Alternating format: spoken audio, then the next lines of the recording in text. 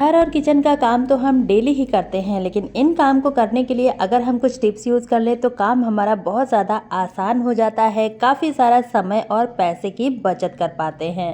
तो कुछ ऐसे ही टिप्स लेकर के आ चुकी हूँ जो आपकी डेली लाइफ को काफ़ी हद तक आसान बनाएंगे। अगर आपको आज का वीडियो थोड़ा सा भी हेल्पफुल लगे तो अपने फैमिली दोस्तों के साथ जरूर शेयर कीजिएगा ताकि वो भी इन टिप्स को यूज़ कर पाएँ। और चैनल पर न्यू हो तो सब्सक्राइब भी कर दीजिएगा। तो चलिए आज का वीडियो शुरू करते हैं। आज का मेरा पहला टिप है स्मार्ट वॉच को लेकर। तो देखिए, स्मार्ट वॉच का इस्तेमाल हम सभी लोग करते हैं, लेकिन क्या होता है कि जब भी हम इसको चार्ज करते हैं तो इसका जो वायर रहता है, केबल, ये बहुत ज़्यादा छोटा रहता है। अगर हम इसको कहीं रखने की कोशिश करें तो अच्छे से रख नहीं पाते हैं, तो इसकी वजह से चार्जिंग भी अच्छे से नहीं हो पाती है। तो इसको हम कैसे चार्ज करें कि हमें रखना भी ना पड़े और अच्छे से ये चार्ज भी हो जाए। तो देखिए, चार्जर का जो वायर होता है इसको हमें वॉच के स्ट्रिप के अंदर इस तरह से डाल देना है। जो हुक लगा रहता है ना, इसके अंदर डालना है और इसको हमें हैंग कर देना है चार्जर पे, इस तरह से देखिए। और उसके बाद आप इसको चार्जिंग पे लगा दीजिए। कहीं भी रखने का झंझट नहीं है और ना ही इसकी स्क्रीन पर कोई भी स्क्रैच आएगा।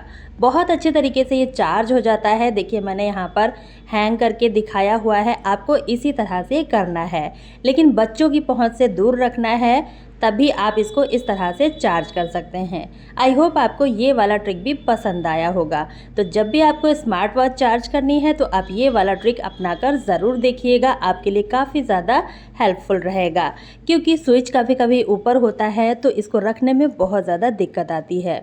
तो चलिए अब देख लेते हैं अगला यूज़फुल टिप।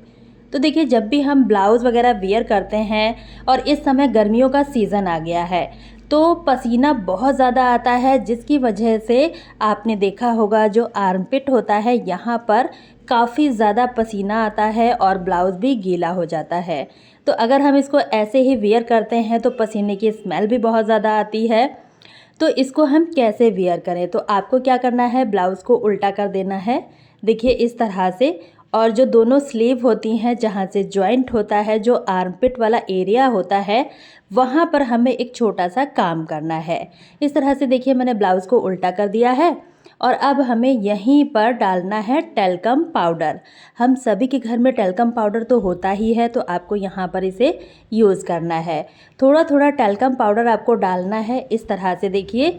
और आप इसको डालकर रख भी सकते हैं। जब भी आपको इमरजेंसी में या जल्दीबाजी में वियर करना है तो आप इसको फटाफट से वियर भी कर सकते हैं। दोनों साइड से हमें यही काम करना है, आगे और पीछे थोड़ा थोड़ा टेल्कम पाउडर आपको डाल देना है। अब आप ब्लाउज़ को वियर करेंगे तो पसीना भी बहुत कम आएगा और साथ ही साथ स्मेल भी बिल्कुल नहीं आएगी। तो गर्मियों के सीज़न में आप ये वाला ट्रिक ट्राई कर सकते हैं, बहुत ज़्यादा हेल्पफुल रहेगा। बस आपको टेल्कम पाउडर ब्लाउज़ पे डालना है और उसके बाद आप वियर कर सकते हैं। अगला ट्रिक हमारा धनिया को लेकर है। तो देखिए, जब भी हम मार्केट से धनिया लेकर आते हैं तो आपने देखा होगा इसको हम कितना भी अच्छे तरीके से रखें फिर भी ये कभी कभी सूख जाती है।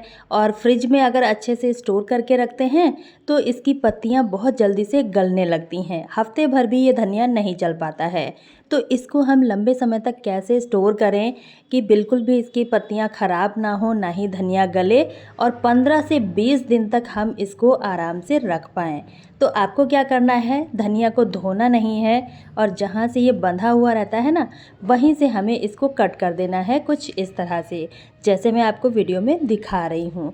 ये जो इसके डंठल बचे हुए हैं, आप इसका चटनी भी बना सकते हैं, अदर कामों में यूज़ कर सकते हैं। ये जो कटा हुआ धनिया है इसको हमें इस तरह के कोई भी बॉक्स ले लेने हैं। जो भी आपके पास कंटेनर है वो आप ले लीजिएगा, लेकिन कंटेनर एयर टाइट होना चाहिए, इतना हमें ध्यान देना है। अब पूरा का पूरा बंच धनिया का हमें इस कंटेनर में डाल देना है। देखिए, इस तरह से बहुत अच्छे तरीके से इसके अंदर धनिया सेफ रहेगा। और इस धनिया को आप ढक्कन लगा के रख दीजिए फ्रिज में। ये धनिया कम से कम 25 दिन तक ख़राब नहीं होने वाला है। आप इसको एटलीस्ट महीने भर तक भी यूज़ कर पाएंगे। धनिया बिल्कुल भी ख़राब नहीं होगा, क्योंकि गर्मियों के दिनों में धनिया बहुत ज़्यादा महंगा होता है। तो उस केस में आप इसको इस तरह से रख सकते हैं। बस आपको इसे कट लगा के और फ्रिज में स्टोर कर देना है। इस तरह से हरी पत्तेदार सब्जियों को जब हम रखते हैं तो बिल्कुल भी ये ख़राब नहीं होती हैं, काफ़ी लंबे समय तक ये स्टोर रहती हैं। इस तरह से देखिए आपको इसको फ्रिज में रखना है। एक चीज़ का ध्यान देना है, हमें फ्रीज़र में नहीं रखना है, इसको फ्रिज में रखना है।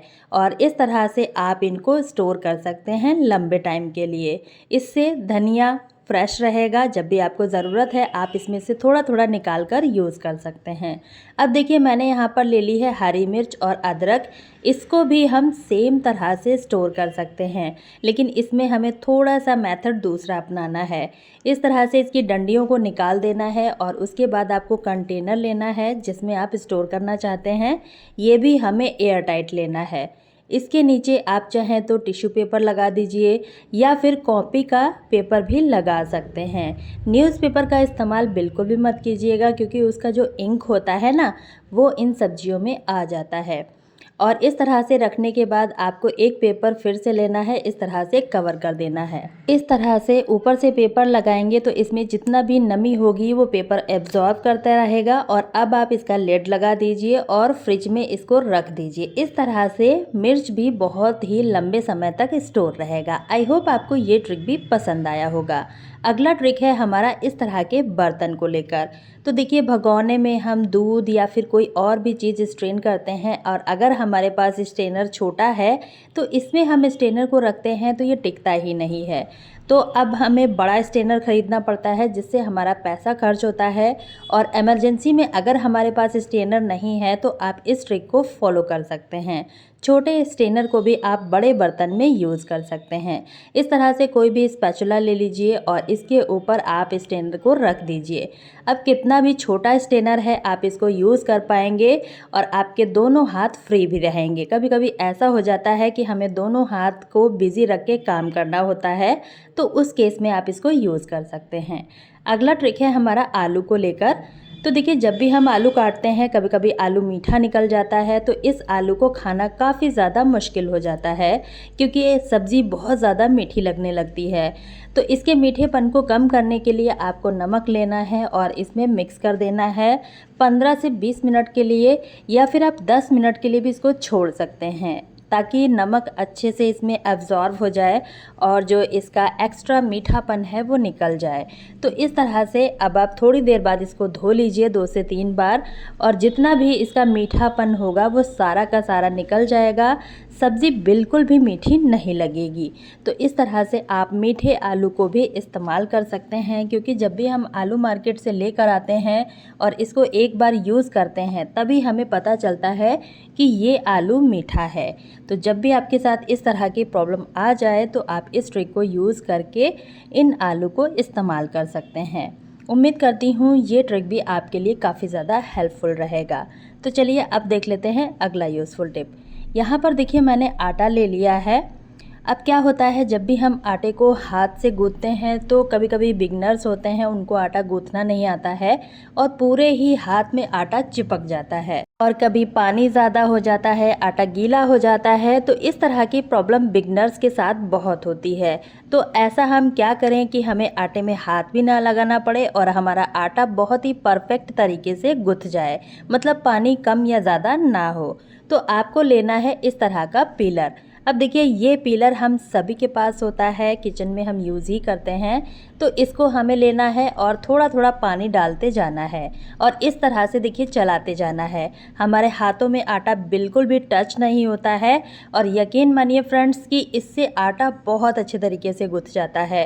मैंने बहुत ही स्लो करके दिखाया है, बिल्कुल भी वीडियो को फास्ट नहीं किया है और ना ही कट किया है।